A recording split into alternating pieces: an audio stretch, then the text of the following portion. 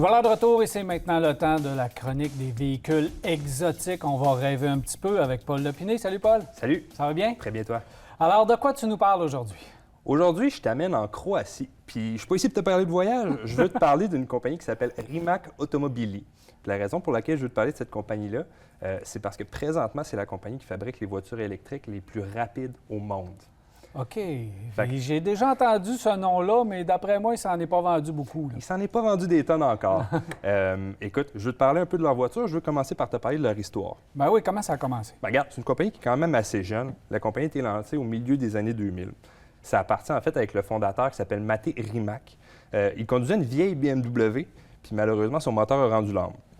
Fait que pour pallier à ça, il avait le choix soit de remplacer le moteur, de l'envoyer à ferraille ou de faire comme tout le monde, puis de convertir sa voiture en voiture électrique.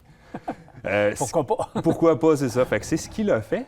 Puis avec beaucoup de succès d'ailleurs, parce que là, les gens ont commencé à lui demander de convertir leur voiture en voiture électrique. Il a fait ça dans son garage pendant quelques années, jusqu'à ce qu'il y ait assez de fonds pour financer son premier concept. Okay. Donc là, il a décidé de construire la Concept One, qui a été la première supercar électrique à entrer sur le marché.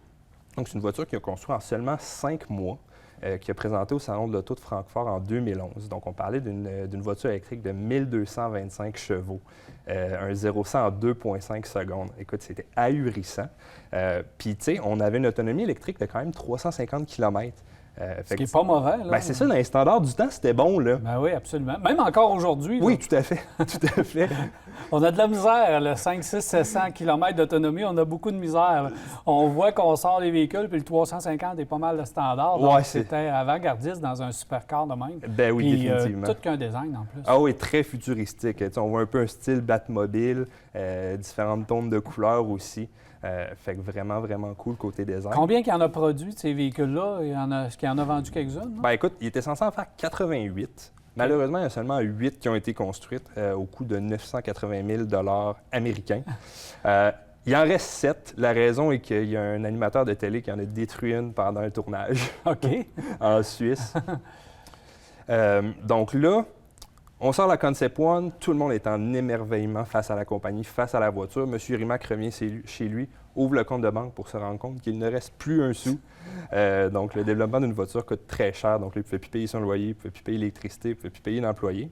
Donc, plutôt que de faire faillite ou baisser les bras, il s'est tourné vers les autres joueurs de l'industrie. Donc, je t'en avais déjà parlé. C'est un petit peu le début de l'ère hybride au niveau des supercars. Donc, il est allé voir les gros manufacturiers et leur a dit, regardez, moi, j'ai développé des produits qui sont super intéressants au niveau des moteurs, au niveau des batteries.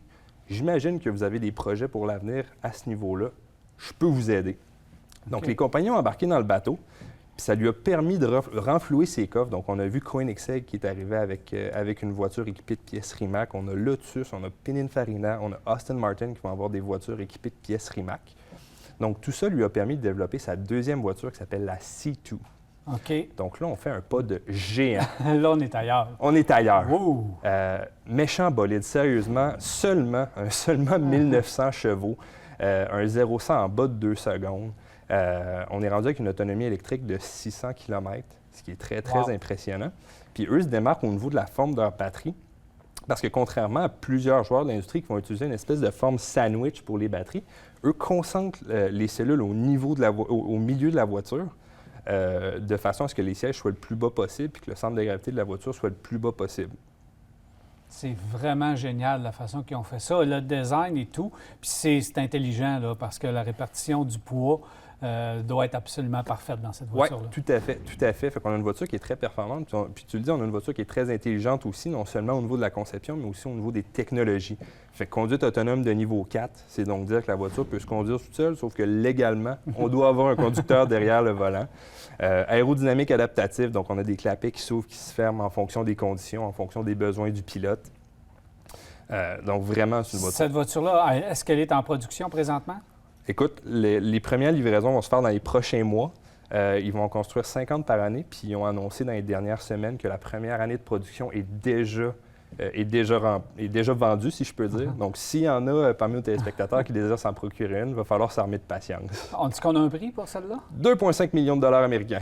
OK. Ouais, faut y penser. On y pense 2 fois, mais regarde, si je me fie juste à la Concept One qui se vendait 980 000, on est rendu autour de 3 millions aujourd'hui.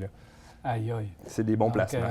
Oui, effectivement, c'est un bon placement. Est-ce qu'il y a de l'avenir pour cette compagnie-là? Est-ce qu'ils ont des projets d'avenir? Tout à fait, tout à fait.